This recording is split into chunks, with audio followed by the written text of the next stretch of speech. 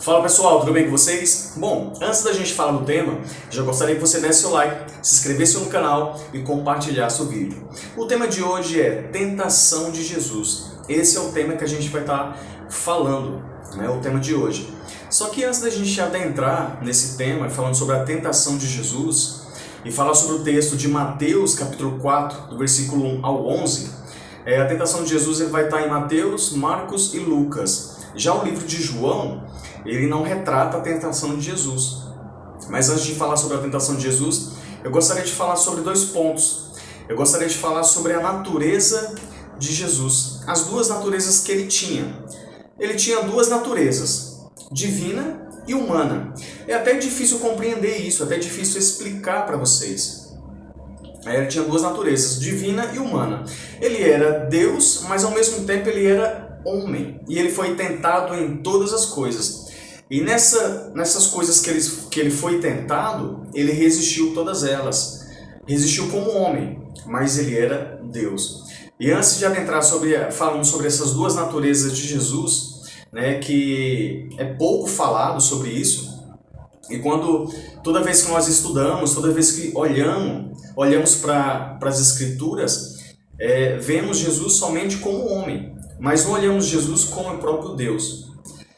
Olhando para essas duas naturezas que ele tinha, que era humana e divina, eu lembro do concílio de Nicéia, que foi no ano de 325.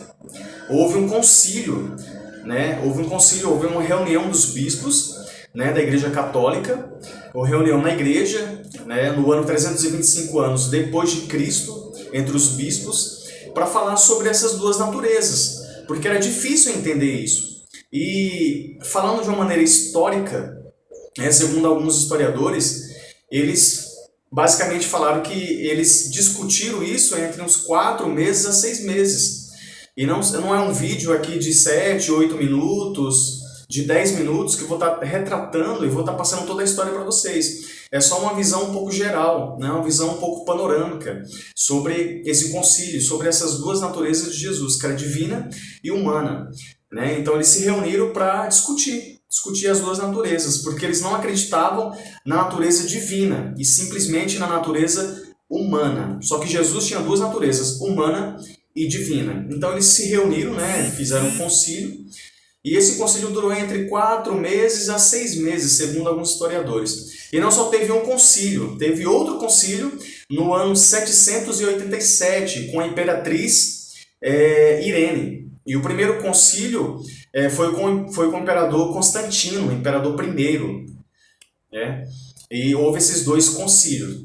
Primeiro concílio no ano 325 depois de Cristo, e no ano 787 houve 2 concílios. O primeiro concílio ele tratava sobre as duas naturezas de Jesus, que era divina e humana. Eles acreditavam que ele era simplesmente humano e não divino, que houve um tempo, houve um princípio, houve um tempo de nascer, crescer e morrer.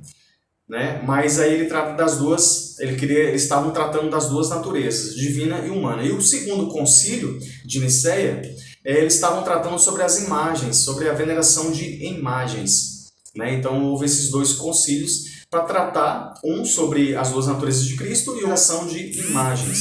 Mas voltando o texto de Mateus, no capítulo 1, do versículo 1 ao versículo 11, a gente vai retratar e falar um pouco da tentação de Jesus. Por que antes de falar da tentação eu falei das duas naturezas de Jesus?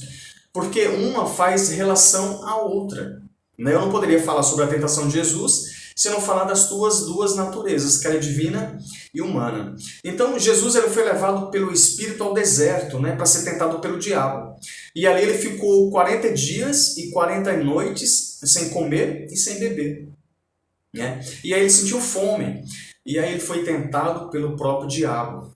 E o diabo tenta, e é interessante a gente ressaltar, e olhando de uma maneira bíblica, que o próprio diabo ele tenta Jesus com a palavra. Ele diz assim: se tu és o Filho de Deus, transforma essas pedras em pães e come, porque você está com fome. Ele foi tentado. Antes de começar o seu ministério, ele foi tentado, ele foi levado ao Espírito ao deserto para ser tentado. Para ser testado. E aí Jesus fala para ele, se tu és o Filho de Deus, então transforma essas pedras em pães. Ele fala assim, e aí Jesus responde, nem só de pão viverá o homem, mas de toda palavra que procede da boca de Deus. E aí houve uma segunda tentação, ele foi levado à cidade santa, né? E o diabo fala assim, se joga daqui, né? Porque está escrito, aos teus anjos dará ordem ao teu respeito para que te pegue, né? Para que nada te aconteça. E aí Jesus responde também com a própria palavra, né? Não tentarás, né, ao teu Deus. É interessante que ele tenta 3 vezes, nas 3 vezes que o diabo tenta, Jesus também responde com a própria palavra. Assim está escrito. É interessante ressaltar que o diabo, o inimigo, ele conhecia a palavra. E ele tentou com a própria palavra, de uma maneira, pegando textos isolados, para que pudesse ali, de uma maneira, pudesse tentar o próprio Jesus, o próprio Deus. Né? E é interessante no versículo 11, no finalzinho ali do versículo 11, se você analisar em algumas traduções, diz que o diabo ele se ausentou por algum tempo, ou seja, tudo indicaria que ele voltaria, né? Ele só foi tentado por algum tempo, mas ele voltaria poderia tentar novamente o próprio Jesus. E a tentação de Jesus ele só está nos 3 livros, que é Mateus, Marcos e Lucas. No livro de João ele não retrata a tentação de Jesus. Então são essas algumas curiosidades que eu queria trazer para vocês, falando sobre a tentação de Jesus, falando sobre as suas 2 naturezas. Né? Jesus não ficou 6 meses sem comer, sem beber, não ficou de uma maneira sobrenatural, mas ali ele estava mostrando a maneira como, mostrando humanamente falando, a maneira como ele estava frágil, mas ele rebateu com a própria palavra. E eu, trazendo para os dias de hoje, o que eu aprendo com a tentação de Jesus e com esse texto é que, com mais que eu e você esteja fraco, esteja em jejum, esteja se abdicando de algumas coisas, a gente tem que buscar ao Senhor e conhecermos a palavra, porque se o próprio Jesus não conhecesse a palavra, ele não teria como rebater a tentação do próprio diabo. Mas ele rebateu com a própria palavra, porque ele conhecia. Então, quanto mais conhecemos a palavra, quanto mais conhecemos as Escrituras, mais fácil fica a gente fugir das tentações, a gente não ceder às tentações. Então, são essas algumas curiosidades que eu queria trazer para vocês.